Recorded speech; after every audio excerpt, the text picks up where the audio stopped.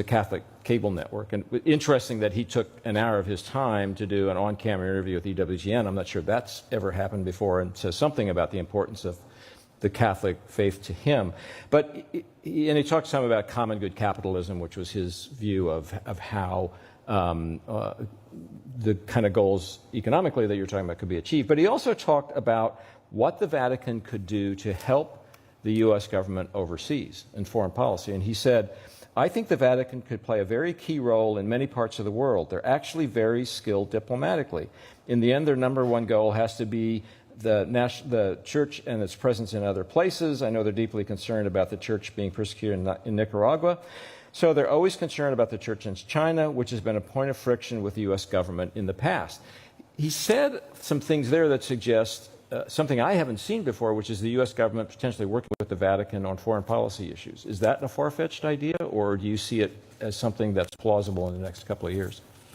Well, I certainly think there's an alignment between this administration and Pope Leo in terms of genuinely seeking peace in Ukraine, in the Middle East, and the picture of President Trump sitting in a little folding chair across from Zelensky in St. Peter's Basilica sort of, I think, really tells the story that certainly the Vatican wants to be a diplomatic force for good. And I do think that there's certainly a lot of opportunity for alignment with this administration that is actively trying to broker peace deals throughout the world. Thoughts? Yeah, I think that was to me like riveting, that scene in St. Peter's Basilica. The Vatican diplomatic corps is one of the best in the world. They always have been. It is interesting to me that I found that interview and that statement reaching out, actually wanting to embrace that and to work with the Vatican in that regard. It's a city state. I mean, it is, they engage in international politics. They're in the United Nations, and they're involved in all these international agreements regarding the Paris Accords and the environment. So to see them actually being embraced is really an interesting step forward. And I think that the China policy, which is very controversial in the Catholic Church and even among politicians, and we had a story in December in which that's the one thing that Nancy Pelosi criticized Pope Francis about in our interview with her, which is why I said that's a separate story. And it was like headlines, like she was very unhappy with the fact that she's let the Pope Francis cut a deal with the Secretary of State Paroline in order to allow she and the Chinese government to select the heads of the church in China. But the fact that Rubio brought this up raises some questions like, could that become a part of the debate? Could that be interesting? Yeah. And I will say, this again, back to that vision, of Zelensky and Trump in St. Peter's Basilica as they were going out for the funeral mass for Pope Francis. I still want this story from my reporters. How did that happen? I know how that happened. The Vatican diplomatic corps made that happen. Yeah. You can't tell me that they coincidentally showed up and chairs were right there. Yeah. This shows how talented they are in the Vatican diplomatic corps, and that may be something that Rubio identified. Yeah. This whole conversation reminds me of something that I've said before, which is that the Catholic Church is kind of an equal opportunity offender. It does things to simultaneously make conservatives and liberals mad, and so it's its gift. I want to turn to questions from the audience. If you have a question, raise your hand. We'll bring a microphone to you. Questions are questions, not speeches. So let's start there. And we'll start right there and then come around here. My question is for all three of you, and the question is, how do you feel about whether or not the federal government or state governments should have the ability to dictate policy, specifically religious policy, to local school districts? They shouldn't. Okay. I would agree. I think we're all in agreement about that. I hope this isn't gratuitous, but I'll add one additional thought, which is one of the things I think every educational institution from kindergarten through, Ivy League colleges has discovered, is that if you take federal money, you're going to eventually find that there are strings attached to that money, and that maybe you ought to think hard about that. Yeah. I'm just throwing that out there, Others? Okay, so we'll go right there first, and then you after that.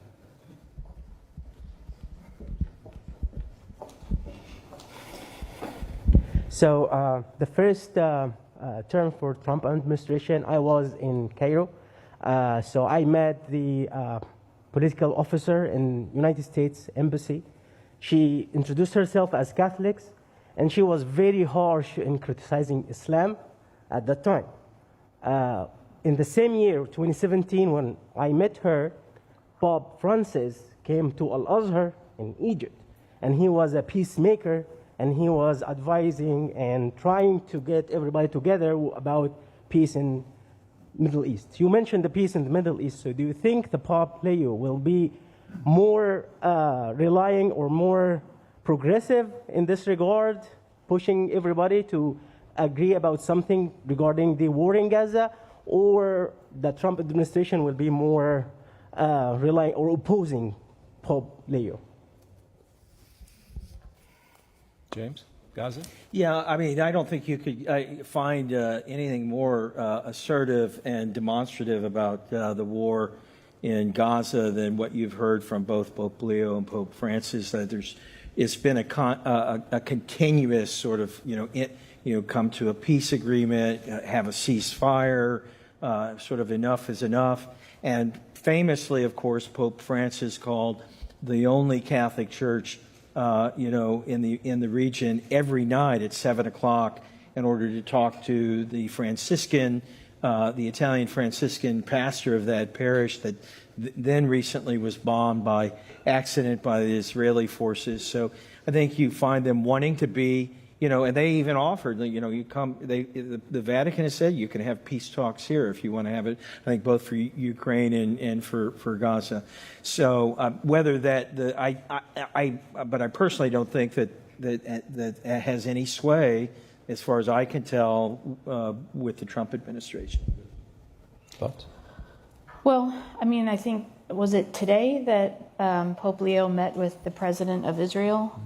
So he's clearly making diplomatic efforts. It's impossible to predict who will be more forceful on that front. As we've discussed, I think Pope Leo has taken a very, maybe behind the scenes, he's more involved than he is. He's been outspoken about, war and seeking an end to violence. But he's also, as you mentioned, spoken about the plague of gun violence, but he hasn't given any prescriptive policy measures as of yet. Yeah. Go right here.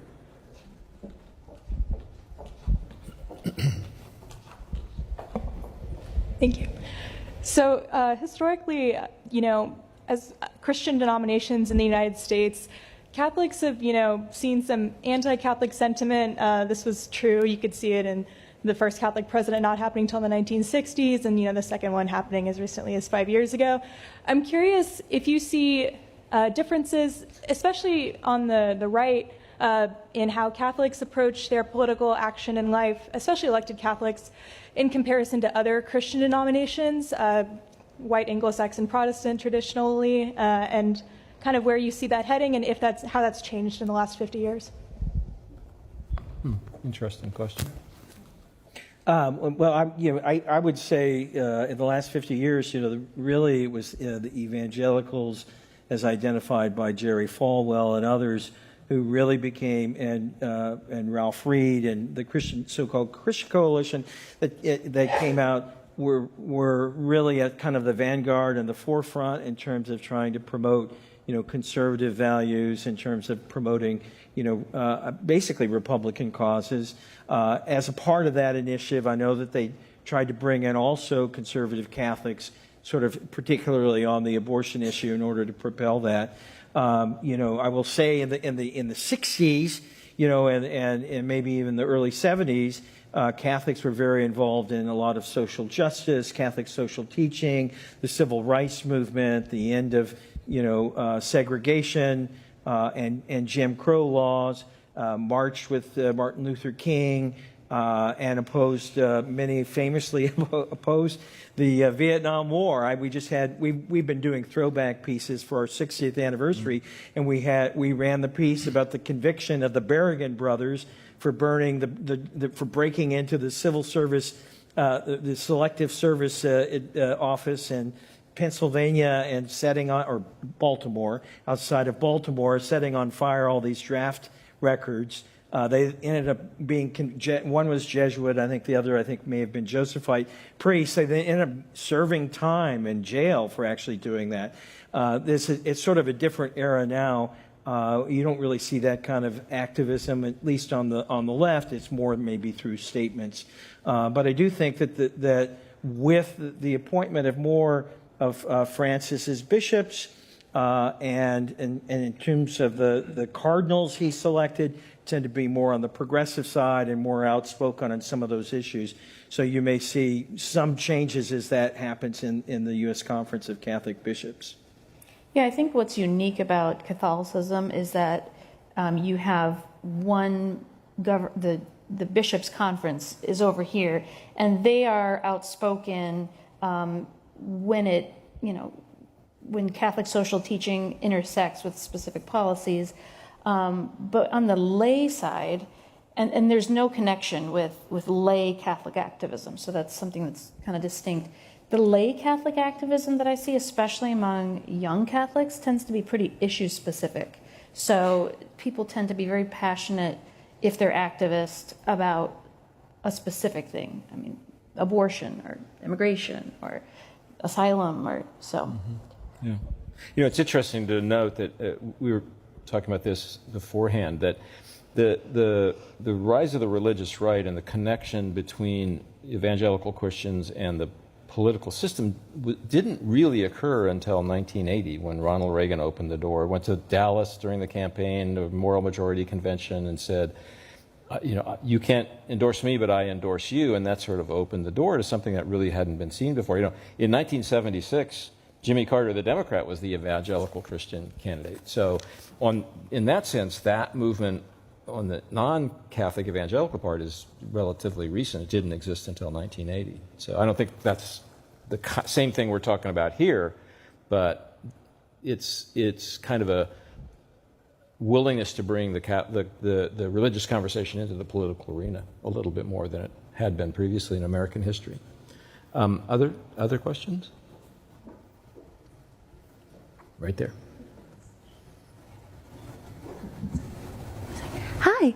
A significant portion of this panel touched on the disparities about the consensus on immigration within the Catholic Church. So I was looking at the Pew Research Center's latest data on religious landscapes. And although 60% of the United States population that answered it said that they were Catholic, we're seeing an increase in the proportion of the whole of Catholics that are Hispanic. So right now it's 54% white, 36% Hispanic, and the number of white people who reported as Catholics dropped 10 percentage points since 2007, whereas the Hispanic population went up by 7 percentage points, and more than 4 in 10 U.S. Catholics are immigrants or the children of immigrants. So when we are seeing an increase in the ratio of demographics that are particularly impacted by the immigration issue, how can that be further dealt with within the Catholic Church and the Catholic consensus, especially when, even though we are seeing more Catholic representation in Washington, the majority of them are white Catholics. They do not reflect the actual diaspora, the Catholic diaspora practicing in the United States currently.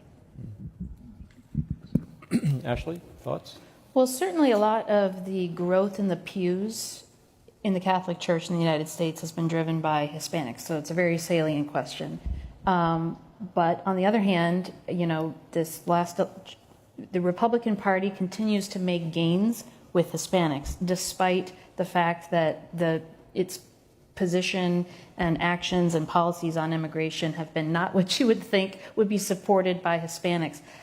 I know a lot of Hispanics who are staunch Trump supporters, and they very much support his immigration policies. And that may be because many of them are under the protection of the law. But it's certainly a very interesting and vexing question, and it will be interesting to see as the Hispanic population in the Catholic Church continues to grow, whether or not that affects the way Catholics vote on the issue. Mm-hmm. Mm-hmm. Yeah, that's a really hard question. When I took the job a year ago, I wanted to do a poll of Catholics in the 8 swing states. So I asked the smartest political guy I know, like, what do you think about doing a poll about the Catholic vote? And that was you, and you said there is no Catholic vote. I did say. We did the poll anyway, and it turned out... My influence is awesome. And the poll turned out to be very accurate in those 8 swing states in terms of the overall number. Yeah. And actually, I think if you look at the Catholic vote, it pretty much echoed what happened sort of, in terms of the main vote. And so I do think that it's E.J. Dionne who said there's no such thing as the Catholic vote, and it's never been more important than ever. Right. Well, here we are having this conversation. So if I have time for one more question, we'll do this one right. Yeah, let's do this one up here. I'm sorry. I'm just going to run out of time here.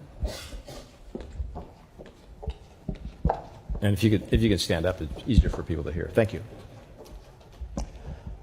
This is something that both of y'all kind of touched on. So you mentioned that the Conservative Party traditionally upholds the Christian beliefs. But I wanted to know, you mentioned as well that you think that the current administration is perhaps using those beliefs to maybe shift people towards a specific party, and I wanted to know if y'all had any thoughts on that. Yeah, I mean, I think my point was really that the policies of the Trump administration have been detrimental to the Catholic Church as an institution. For example, many examples. One is that the elimination of USAID was devastating to Catholic Relief Services. Catholic Relief Services was saving people from hunger all over the world. And all they did was and they happened to be the #1 recipient of funds from the USAID, which has now been eliminated by the Trump administration. There are now people, we believe, starving and perhaps dying in the world because of those cuts. That's really more of an institutional thing. It may not be really about, as we're talking about doctrine. They also eliminated funding for Catholic charities, which was one of the biggest agencies at the request of the government beginning in the late 70s, early 80s, of resettling refugees who come to the country legally. They needed to be resettled in communities and find jobs and be able to make a living and have housing and food. Catholic Charities was one of the biggest supporters of that. So I think many of the policies are also affecting, I can tell you, of this mass deportation effort. I would guess that about 80% of the people who are being deported are Catholic, Roman Catholic. We now have Catholics afraid, fearful to go to Mass on Sunday. They will not go to church. We have, ample evidence of this because they're afraid that ICE is going to come get them. And we have an example of that in Washington, D.C., at the Shrine of the Sacred Heart in Columbia Heights, where ICE actually stood out in front of it and captured people, Hispanics, who were going to the Spanish Mass at Sacred Heart. We know from the bishop of San Bernardino, Riverside County, that the numbers are down in terms of the Hispanics who are going to Mass. I don't know how that could be more anti-Catholic of a policy than the Trump administration currently has. So I'll give you the final word, Ashley. Conservative Catholic policymakers drive these policies. Well, I would say on the flip side, I mean, the Catholic Church is the largest non-governmental provider of healthcare, education, and charitable services to the poor in this country.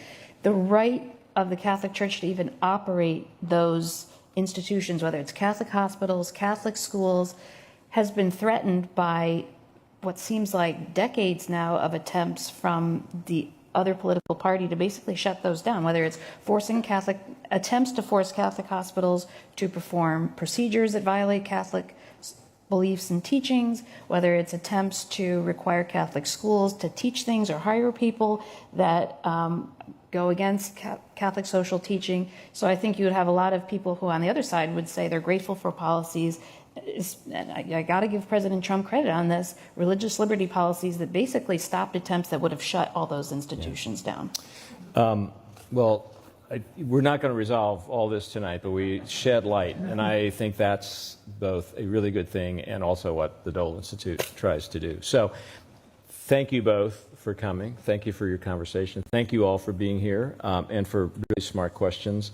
And at some point down the road, we'll pick up the conversation there. So anyway, have a great night.